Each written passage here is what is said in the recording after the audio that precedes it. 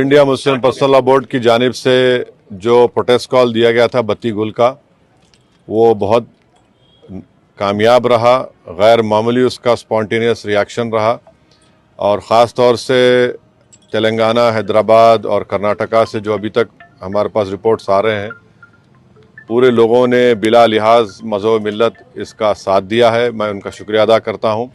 और इस प्रोटेस्ट करने का एक ही मकसद है कि हम नरेंद्र मोदी गवर्नमेंट को ये पैगाम देना चाहते हैं, ये मैसेज देना चाहते हैं कि आपने जो वक्फ अमेंडमेंट एक्ट 2025 बनाया है वो वक्फ बोर्ड के मफाद में नहीं है। वो वक्फ बोर्ड को बर्बाद करता है, वक्फ की प्रॉपर्टीज़ को ख़त्म करता है और ना उससे कोई रेवेन्यू में इजाफा होने वाला है। तो ये हमारा प्रोटेस्ट इसीलिए था और क्योंकि जो कानून बनाया गया वो अनकॉन्स्टिट्यूशनल है, हमारे संविधान के फंडामेंटल राइट्स के आर्टिकल 14, 15, 25, 26 और 29 का ग्रेव वायलेशन है। इसीलिए ये प्रोटेस्ट कॉल दिया गया है। आइंदा 1-2 हफ्ते के बाद ह्यूमन चेन का भी प्रोटेस्ट होगा, राउंड टेबल कॉन्फ्रेंस होंगी। तो ये हमारा प्रोटेस्ट उस वक्त तक चलता रहेगा जब तक नरेंद्र मोदी की हुकूमत इस बिल को वापस नहीं लेगी। मैं आप तमाम का शुक्रिया अदा करता हूं जिन्होंने इस बत्ती गुल प्रोग्राम में हिस्सा लिया।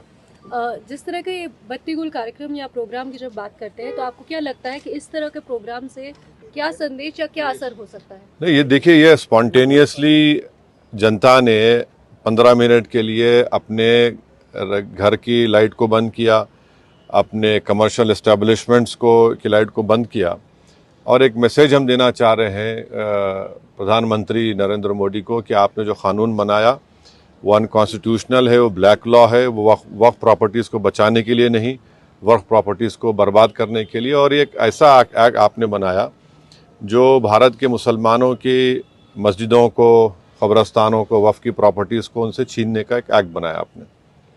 जिस तरह का अभी माहौल बना हुआ है देश में, आतंकवादी जो घटना हुई है, आपने भी उसको कंडेम किया है, लेकिन ऐसे हालात में आपको लगता है कि देश में अगर अंदरूनी तौर पर इस तरीके से विरोध होगा? नहीं, देखिए, जहाँ तक पहलगाम में जो हुआ है उसको तो हम आउटराइटली कंडेम कर रहे हैं और करते रहेंगे। और हमने उस टेररिस्ट एक्ट को जिम्मेदार पाकिस्तान की इस्टेब्लिशमेंट, पाकिस्तान की सरकार को खड़ाया है और उन्हीं की पूरी सरपरस्ती में, उन्हीं की तायीद, उन्हीं के सपोर्ट और फाइनेंशियल सपोर्ट से, मिलिट्री ट्रेनिंग से वो आतंकवादी पाकिस्तान से बॉर्डर क्रॉस करके पहलगाम तक आए और वहाँ पर उन्होंने 26 टूरिस्ट को जान ली। और सबसे अफसोसनाक और सबसे तकलीफदेह बात यह है कि उन्होंने उनकी फैमिलीज़ के सामने ख़वातीन को, महिलाओं को, बच्चों को अलग किया और मर्द लोगों के एक जगह खड़ा करके उनका रिलीजन पूछकर, जो हिंदू थे, उनको गोली मारी। तो वो तो कंडेमनेबल है, उस पर कोई डिस्कशन होने की ज़रूरत भी नहीं है। जहाँ तक हमारा ये प्रोटेस्ट है इस कानून के ख़िलाफ़, वो तो एक ऑनगोइंग प्रोटेस्ट था। और आपको मालूम होगा कि all India Muslim personal law board ने उस टेररिस्ट एक्ट को कंडेम किया और क़रीब 3 दिन तक हमने अपने प्रोटेस्ट को रोक के रखा। तो ये पहले से तयशुदा प्रोग्राम है। जहाँ तक देश की अखंडता, देश की इंटीग्रिटी की बात आएगी, उसमें तो कोई कॉम्प्रोमाइज़ नहीं हो सकता।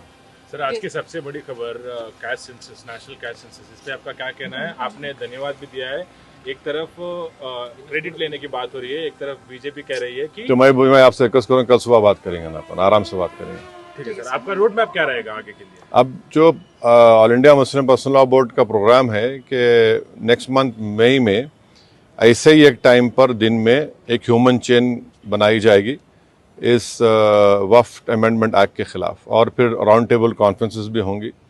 तो बकरीद से पहले 6 जून तक ये प्रोटेस्ट प्रोग्राम चलेगा। बाद का program all India Muslim personal law board तय करेगी। कांग्रेस अपनी तरफ से जो है आंदोलन कर रही है, प्रोटेस्ट कर रही है, तो क्या क्या आंदोलन कर रही है? जैसे वो इंदिरा पार्क में भी एक प्रोटेस्ट करना चाह रहे थे और किस बारे में? इसी को लेकर।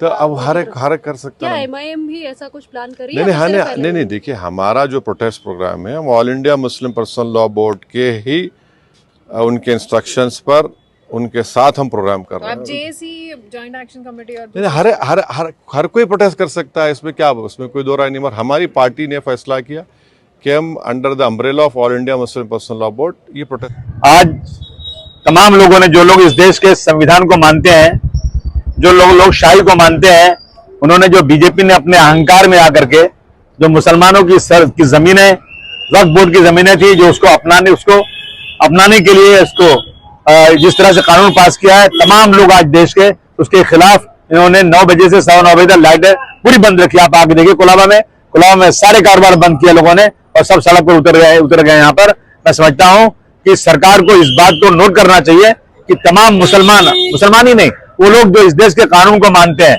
जो लोग फिरका परस्त नहीं है, जो सेक्युलर लोग हैं, तमाम लोगों ने आज जो है अपने गम और गुस्से का इजहार इसलिए किया हुआ है कि सरकार ने जबरदस्ती अहंकार में आकर के एक ऐसी वक्फ बिल पास किया है जो मुसलमानों की जमीनों को हड़पने का कानून बना रहे हैं। हम सब इसके खिलाफ हैं। मैं सरकार से कहना चाहता हूं, ये एक सिंबॉलिक आंदोलन है। अगर सरकार को होश में आना चाहिए और इस बिल को तुरंत वापस लेना चाहिए, नहीं तो मैं समझता हूं पूरे देश में इस तरह से आंदोलन बढ़ता ही रहेगा।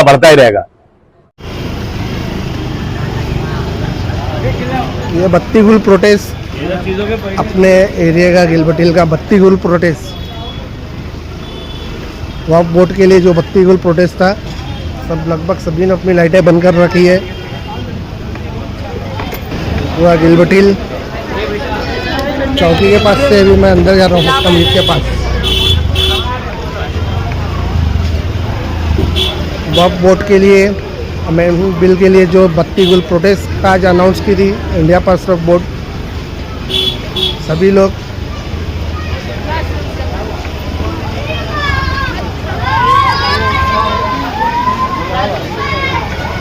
ऐसा काम होगी तो